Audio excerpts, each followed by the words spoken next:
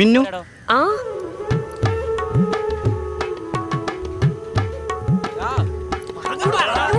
എന്താ കിച്ചു എന്തോ പറയാനുണ്ടല്ലോ. ആഹാ.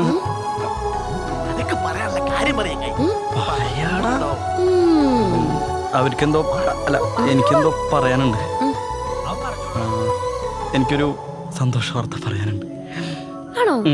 ആ വായും തന്നെ കേക്കട്ടെ, പറ. സന്തോഷ് ട്രോഫി കേരള ടീമിലേക്ക് സെലക്ഷൻ കിട്ടി. അതെന്താടി നിനക്കൊരു സന്തോഷമില്ലാത്ത മിന്നു? എടാ പൊട്ട, ഞാൻ ഇത് ഓൾറെഡി പത്രത്തിൽ നിന്ന് വായിച്ചു. പത്രത്തിലൊക്കെ വായിച്ചോ? ശടാ, എന്നിട്ട് സന്തോഷായോ? എനിക്കെന്താ സന്തോഷം, പിന്നെ സന്തോഷം.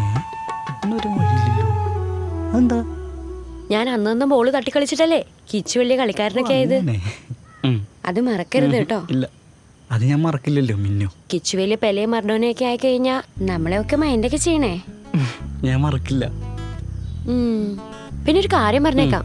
അതെ, വലിയ ആളായി പട്ടണത്തിൽ കളിക്കാൻ പോകുമ്പോഴേ അവിടെ കൊറേ പെമ്പിള്ളാരുണ്ടാവും. അവരെങ്ങാനും വായി നോക്കിയാ ഇല്ലില്ല, എങ്ങാനും വായി നോക്കിയാ ഞാൻ അറിഞ്ഞ കൊല്ലില്ല.